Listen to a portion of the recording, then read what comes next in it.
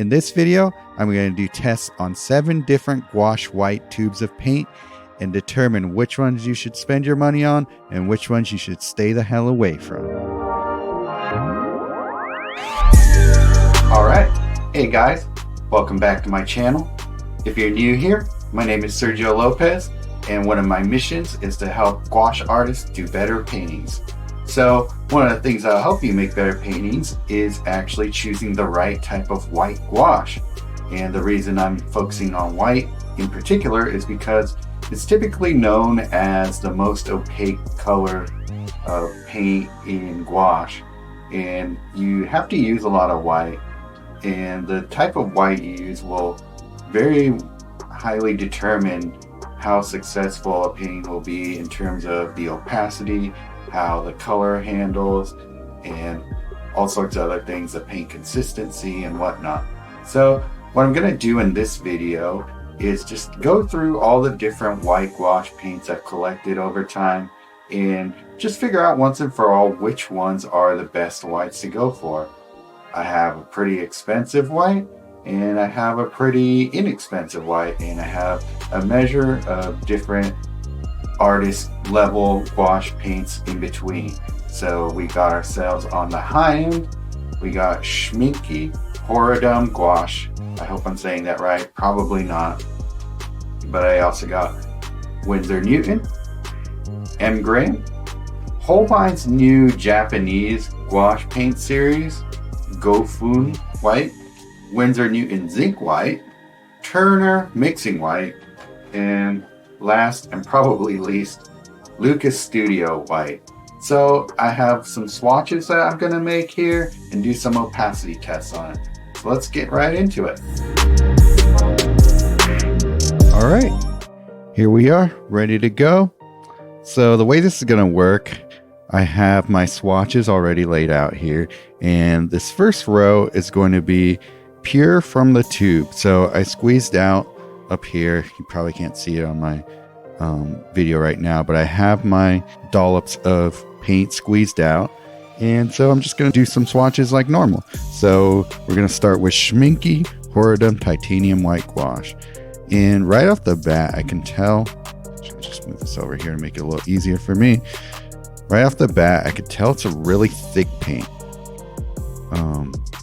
It just has like this very, I wouldn't even say creamy consistency. It's a lot thicker, almost more like a honey-like consistency. And I don't know if this one is actually made with honey like the M is, but it's stiffer, really thick. You can really lay it down. So my guess is it's a really highly pigmented paint there. So already noticing a difference. So that may be to some people's benefit, but it might also not be. And the next one will be Windsor Newton Permanent White.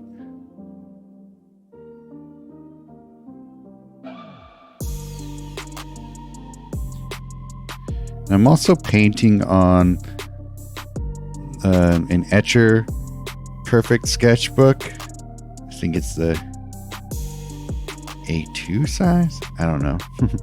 But it's the one that's about 8 by 10-ish.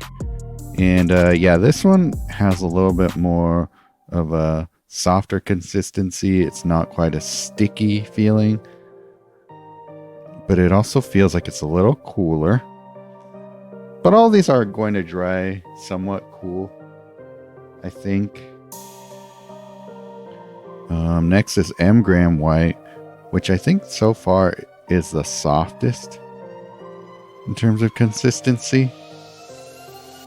It seems to have a nice purity of the white, and it moves around easier, and maybe that is the honey. It seems to apply in a more even way out of the tube than all the other ones I've tried so far. So that's interesting. That's good to know.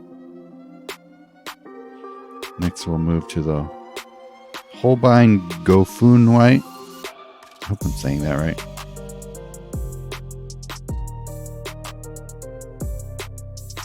This one is similar to the Windsor Newton Permanent White, but it's a little bit, the strokes are a little shorter, so it has a bit more of the texture of the paper kind of showing through it. So that's also interesting. This one seems to be a pretty pure white. The Windsor Newton Permanent White seems to be the most dull so far, but we'll see how how these all dry. One of the reasons we're doing this here. And now the zinc whites. And the zinc whites are different in the fact that they're not using titanium. So it's a whole different pigment. And zinc white is typically known more for mixing because its pigment strength is less than titanium. So it's meant to be a white that kind of tints your colors rather than a standalone white that you use to create a pure white. So zinc is generally more cool and a little darker than titanium white, which you could probably already start to notice. Maybe not on the video quite yet. Once it dries though, from the angle I'm looking at my paints, it's noticeably less brilliant than my titanium white so far.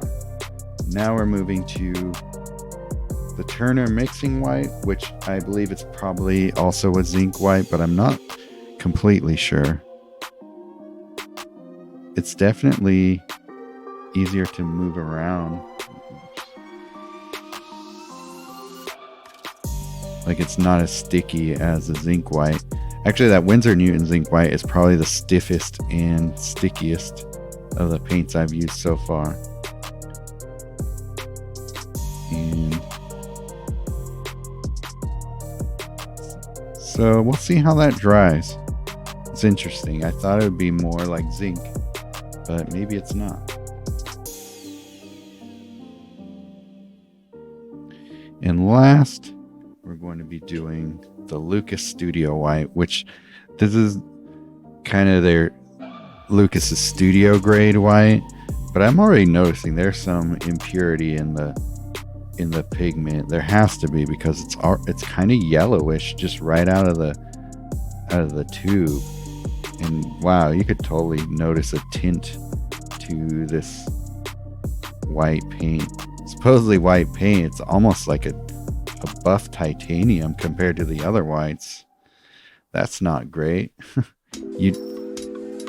Unless you have some specific reason you're using a kind of off-white, you probably want a much more pure white straight out of the tube and just kind of tint it yourself if you want to do that. But wow, that's a difference. Once that dries, you'll definitely see the difference in the whites there. Ew.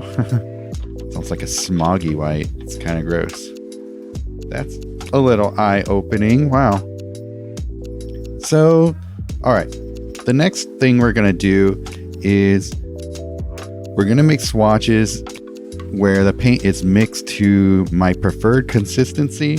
So what I typically like to do when I put it into a box like this with the different compartments in it, what I typically do is add a couple of drops of water into the paint and mix it into the compartments that they're in, so it has a little bit of consistency, like a little bit creamier, not so stiff out of the tube, and it hopefully helps it last longer as well.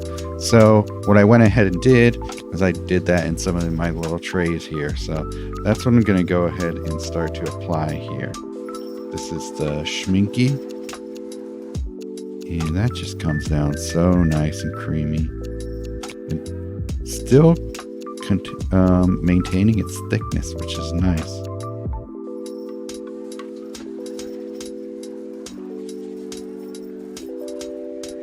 And also what I'll do, on our third row here, we're going to do an opacity test. So what I'll actually do is just go ahead and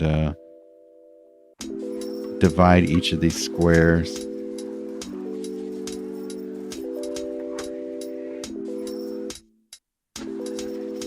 And what we're going to do is one side, it's going to be pure from the tube, and the other side is to our preferred consistency. So we'we'll get to that. I'll just continue to make our swatches. Next is the permanent white, and that is in here. I think I accidentally made 2 batches of the M-gram titanium white, so we'll only use one of these. That's also pretty nice. Got a nice consistency going on there. I don't think it's quite as thick as the Schminke. So we'll move on to our titanium white. The M-gram. Oops. That's not where I meant to put that, but oh well. I think I can recover.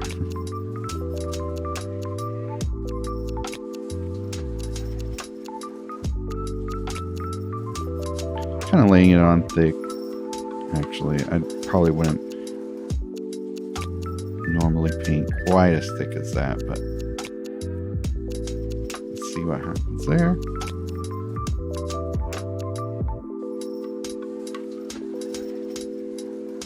I believe we'll move on next to the Holbein Gofun.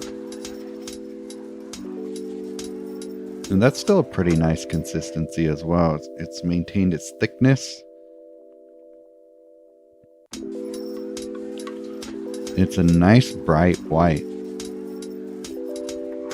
which is actually pretty impressive. Kind of slightly underestimated that white, but it's actually a really nice white. So the next one should be the Zinc white. Oh yeah, I could tell just by dabbing my paint into it. You can definitely feel a difference between the Zinc white and the other titaniums. Stiffer and stickier, and right onto the paper you can tell the difference in the color of the swatch itself. And next we'll move to the mixing white, Turner mixing white, which is actually pretty pure white. Like, I can tell it's not as opaque, but it's not as gray of a white as the Windsor Newton Zinc white.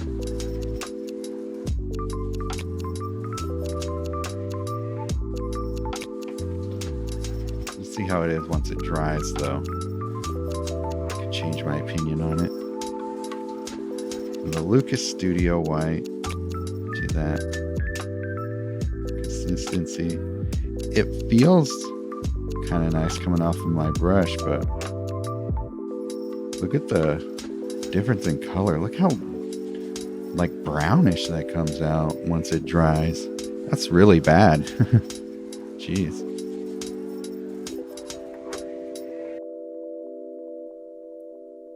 I mean, I know it's supposed to be student grade, but that's not good. Like, even as student grade, there should be a little bit better consistency. Okay, last thing we're going to do, we'll move to our opacity test. And so what I did, I had a couple of different drawing utensils that I used here. At the bottom is a graphite pencil. So just to see if any of that graphite will come into the paint at all. I got a black, like, Sharpie pen, and at the top is a paint marker, a blue paint marker. So you'll be able to see. Okay, so again, well, the whole point is to see how much of these lines the pure paint will cover first.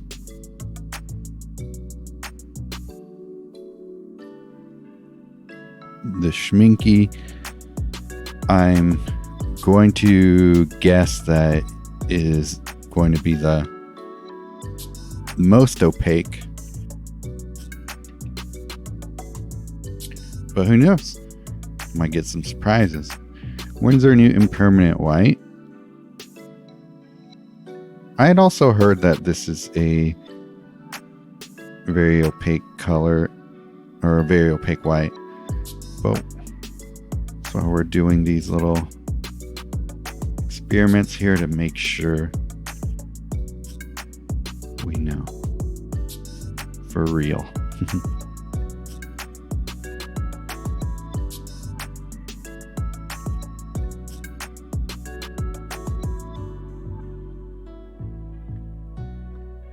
And there was an M-gram titanium, which I think has my favorite feel of these all so far. Move to the Holbein, Gofun. Noticing it's starting to get a little tackier as it's drying out. But it's thick, and I really like the brightness of it.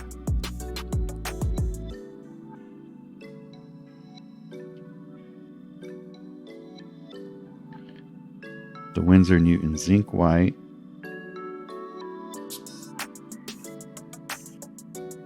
It's really starting to gum up. It's actually kind of difficult to create this swatch with it.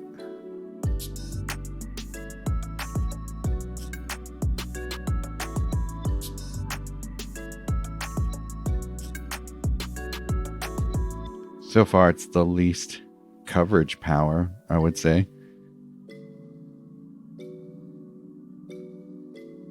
And that grayness of it, I don't know.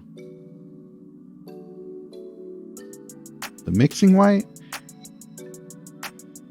is nice and light, but it's definitely got less opacity than the other paints here.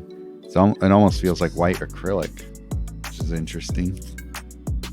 It's a traditional gouache. It's not acrylic gouache. And lastly, the Lukas Studio White.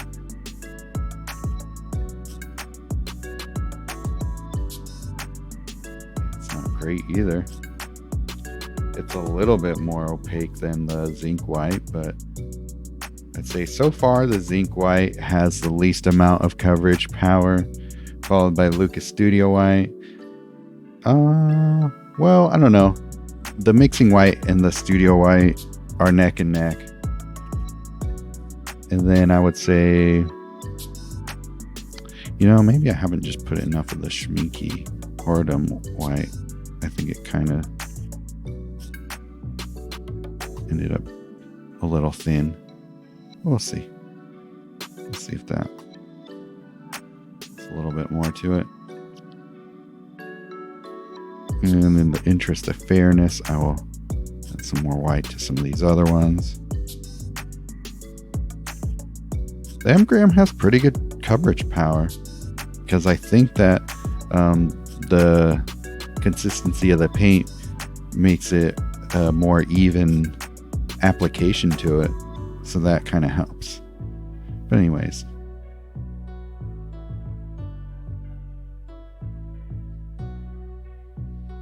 I just want to keep adding these to see if they take more paint to be more opaque, or if they actually indeed are more transparent pigments, which I really feel like the Turner mixing white is a more just transparent pigment overall. And let's see how the Studio Gouache does. All right. Let's now move to our pre-mixed stuff. Titanium white. This is Schminke.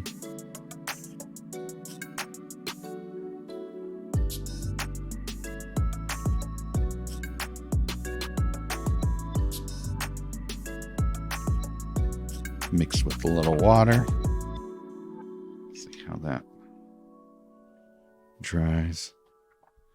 We'll move to the permanent white, Windsor Newton.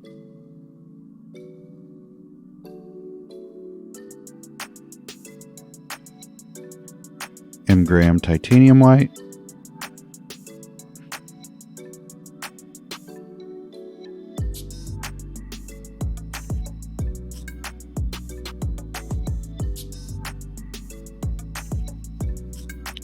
Holbein's Gofun.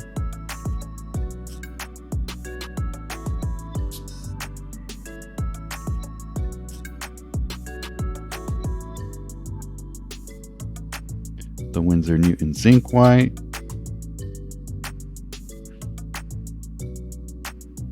Turner mixing white.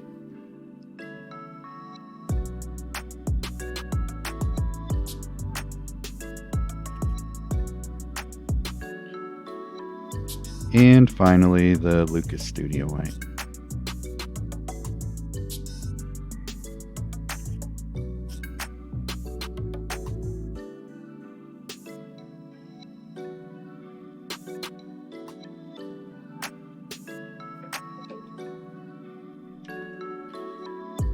All right, we'll let that dry for a bit and see what we end up with here. Once the water is completely evaporated, we'll be able to have a better understanding of what's happening with our paint as it dries. And we'll get to see what it looks like permanently. Okay. All right. So now we could see our results as far as what happened with our paints as they dried. And some really surprising stuff happened, really. If you look at some of these, wow. That Lukas Studio white, wow, what garbage it is, I have to say. Look how brown it got. Look at the lack of opacity. Just not good at all. Wow. I think I'm just gonna toss the rest of whatever paint I have in these in the garbage, because that is where they belong. Zinc white, it's such a weird color. I don't know if it's really worth using. I mean, I'm sure I'll keep whatever the rest of it as kind of a backup, but it's a weird color. It's not really that useful for me. I actually think that the Turner mixing white might actually be a better suited paint for my purposes, so that's a good revelation. But okay, what I ended up doing now is kind of ranked the colors or the paints in terms of opacity, purity, and feel.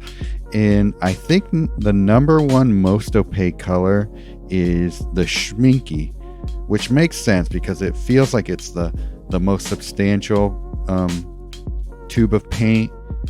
It's the heaviest and it's really thick, so I think that thickness helps it. And what's interesting is whatever is in it as far as a binder goes, it has like this sort of a little bit of sheen to it, just a slightly satiny, just the slightest bit of a glare on the paint itself. So take that for what it's worth, but I think whatever it does, it helps it be a little bit more opaque. And the number two most opaque, I think, is the Holbein Gofun white.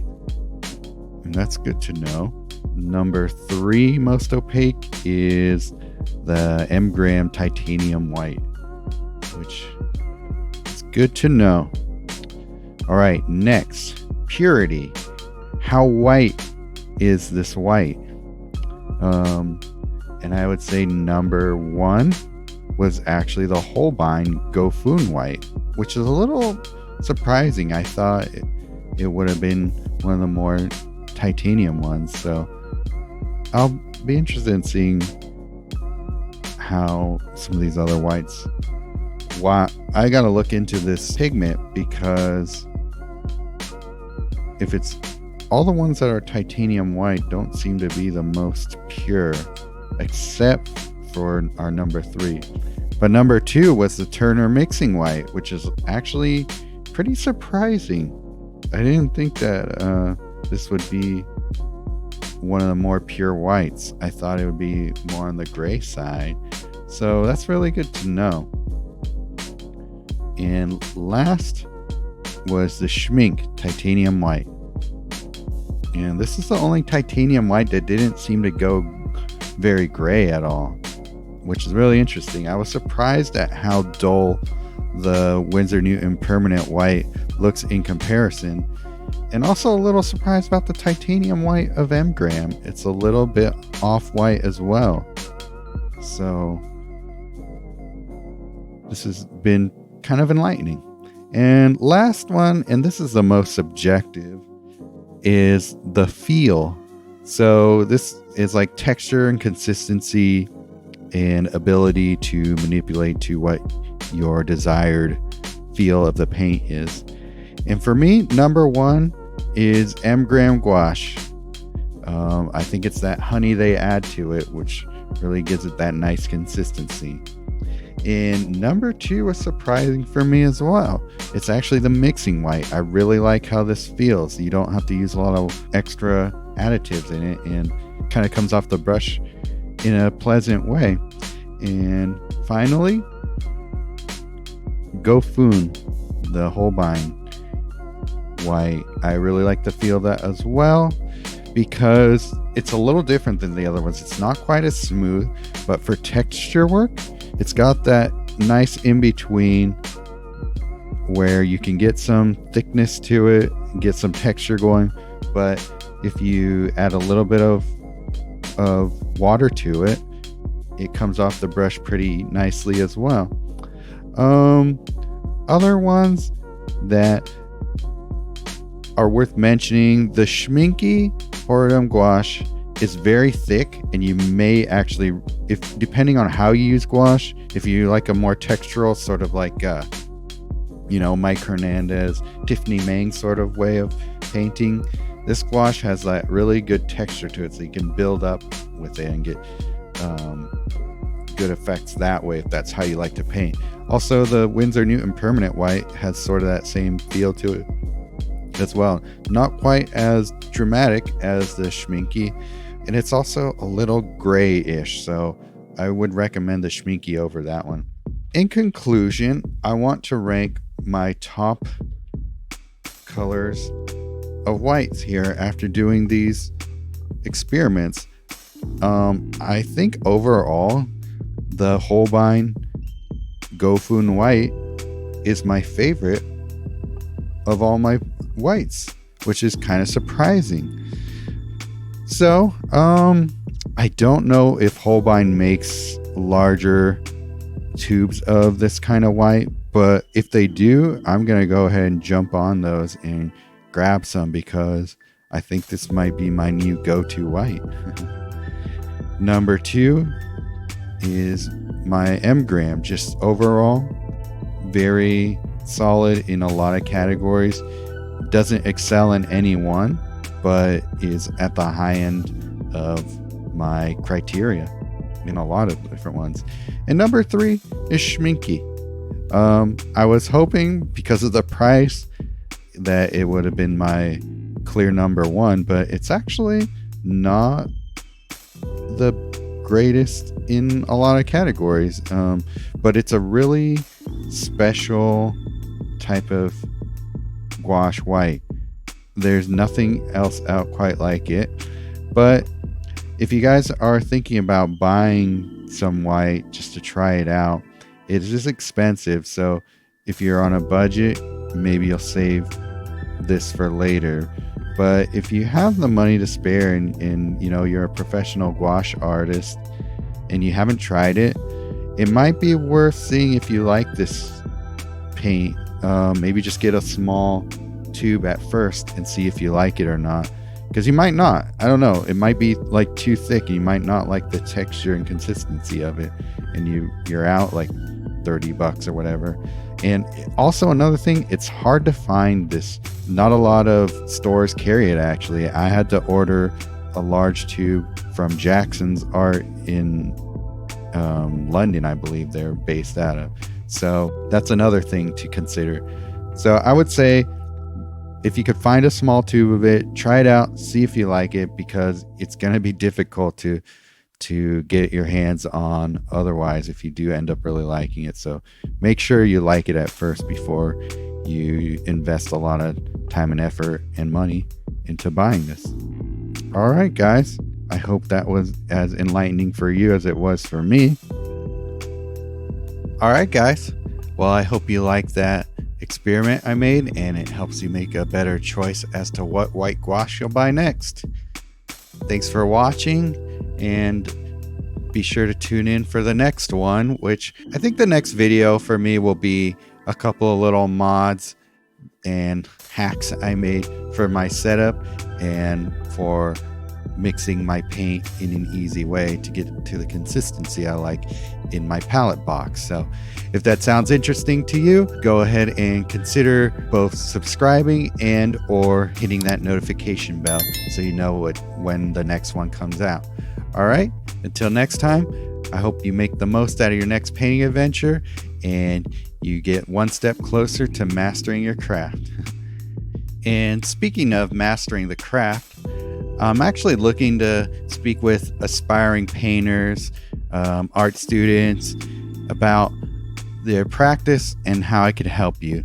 So I'm looking to build a new course in the space and want to know what works for you, what doesn't when it comes to online learning. I want to be able to put together a better course than anything you've ever taken before.